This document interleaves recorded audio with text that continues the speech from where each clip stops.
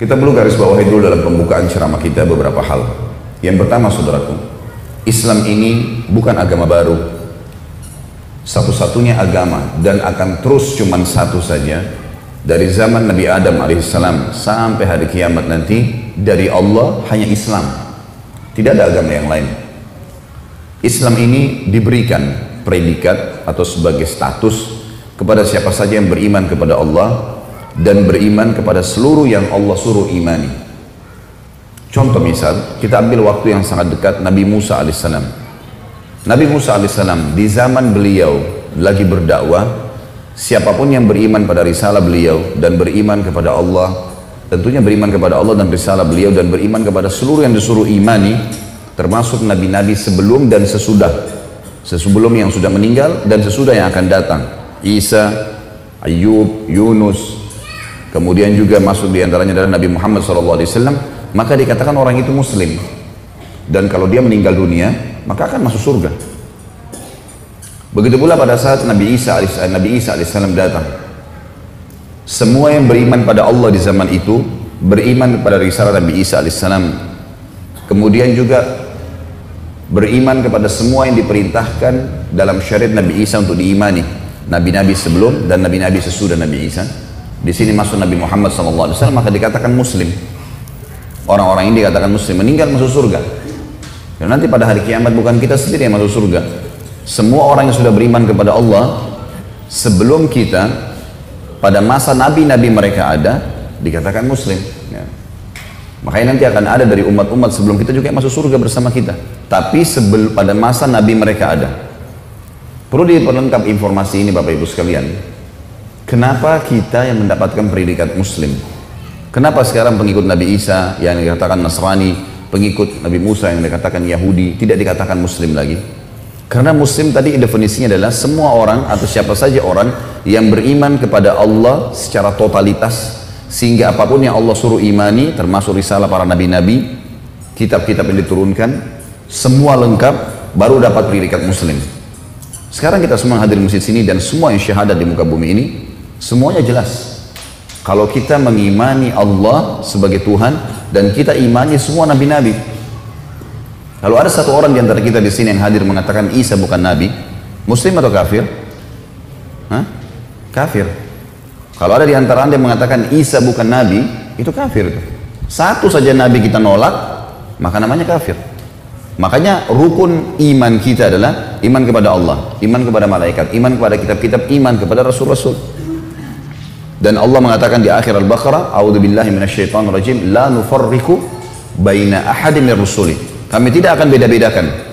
Orang muslim tidak membedakan antara rasul-rasul, semuanya diimani. Ini sebabnya predikat Islam ada pada kita dan tidak mengenal suku. Mau dari suku Arab, mau orang bule, mau orang hitam dari Afrika, mau orang Asia, orang Melayu, selama syahadat sama.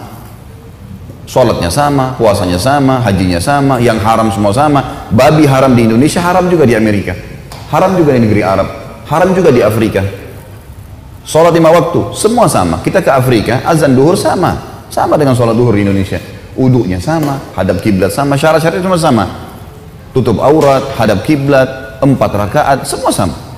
Kecuali kalau kita bisa lagi hukum musafir, ada hukum, tapi juga berlaku bagi semua yang syahadat. Jadi kita harus tahu teman-teman sekalian, Islam yang sedang kita anut ini bukan agama baru ini. Ini turun-temurun memang. Dan memang kalau kata ulama, Islam, agama itu dari Allah cuma satu, Islam saja. Cuman setiap datang Nabi dan Rasul, maka Allah memperbaharui syariatnya. Perbaharuan ini harus diikutin. Sisi yang lain teman-teman sekalian, semua nabi-nabi yang diutus sebelum Nabi Muhammad SAW, jumlahnya, semua nabi itu jumlahnya 124.000. Di antaranya ada 313 rasul. 124.000 nabi, di antaranya 313 rasul. Apa bedanya nabi sama rasul? Nabi itu seseorang yang Allah utus hanya menyampaikan kepada kaumnya apa yang disampaikan oleh nabi dan rasul sebelumnya. Tidak bawa syariat baru. Seperti Yusuf alaihissalam. Yusuf itu bukan rasul. Beliau datang hanya menyampaikan kaumnya apa yang disampaikan oleh ayahnya Yakub. Tidak ada syariat baru. Ingat ya yang diajarin ayah saya Yakub ya. Syariatnya begini, syariatnya begini, syariatnya begini. Ini halalnya, ini haramnya. Kalau Rasul, seseorang yang Allah utus membawa syariat baru, menghapus syariat sebelumnya. Musa misalnya alaihissalam, Rasul. Isa, Rasul.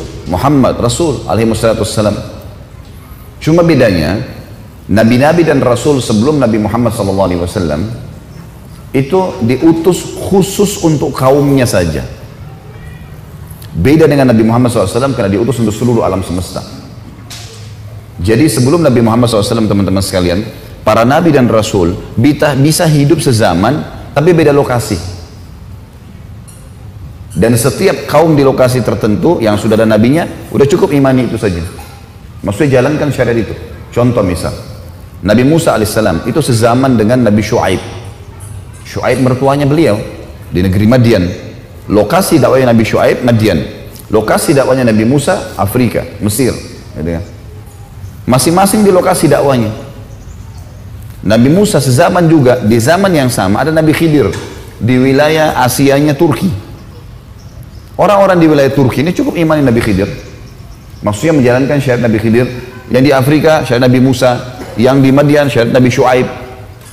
Tapi harus yakin, oh di sana ada Musa, oh di sana ada Shu'aib, oh di sana ada Khidir. Nggak boleh dipungkirin. Harus diakui semua. Nabi Isa sezaman dengan sepupunya sendiri, Nabi Yahya. Ada pamannya, Nabi Zakaria. Sezaman semua ini. Gitu kan.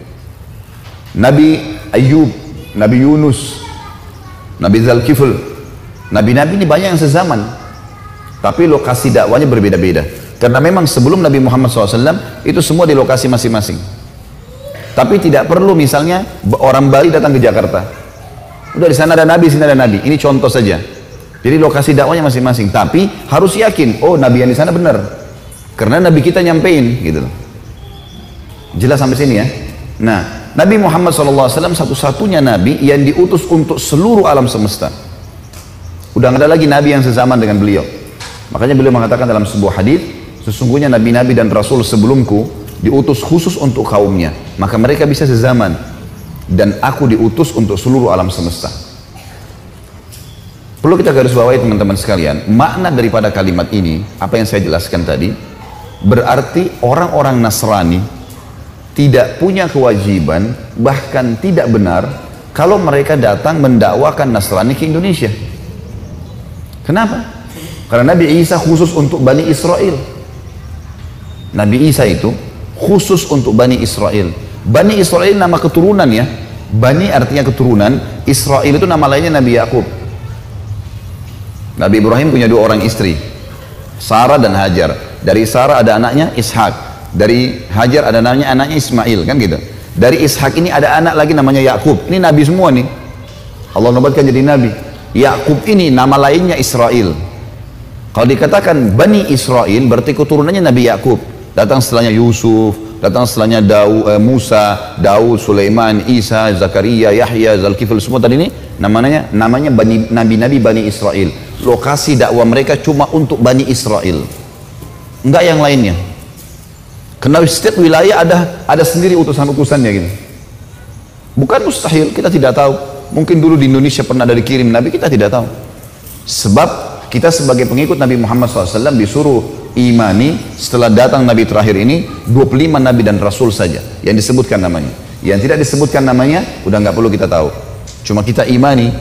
Karena ada hadis yang berbunyi jumlah Nabi 124.000, diantaranya 313 Rasul. Ya sudah berarti jumlah itu benar. Tapi yang kita harus tahu namanya, kisahnya 25 Nabi dan Rasul.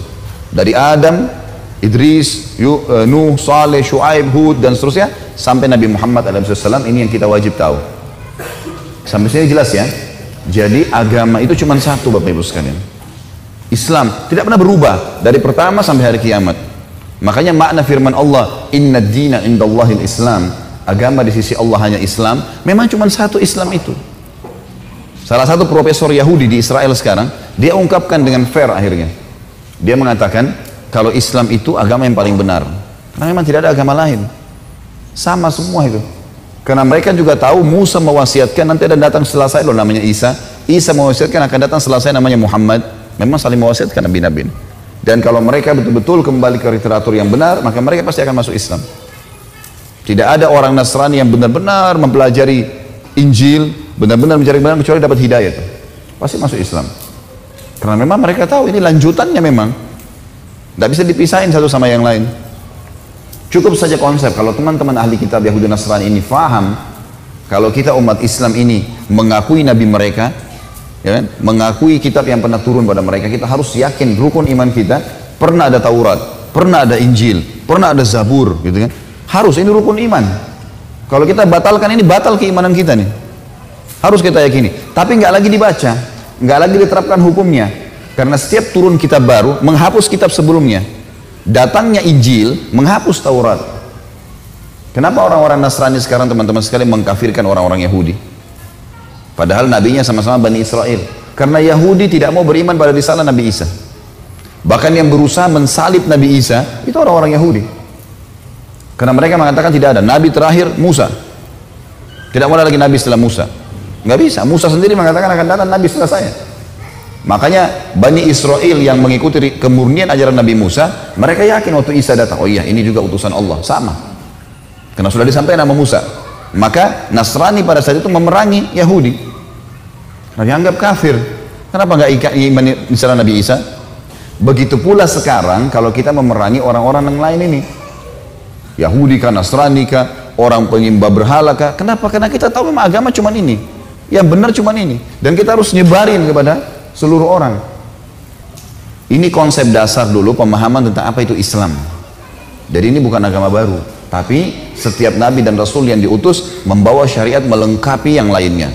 Dan kelebihannya karena Nabi Muhammad SAW adalah penutup, maka beliau membawa risalah untuk seluruh alam semesta. Wa ma arsalnaka illa rahmatan lil alamin. Kami enggak utus kau Muhammad kecuali untuk seluruh alam semesta.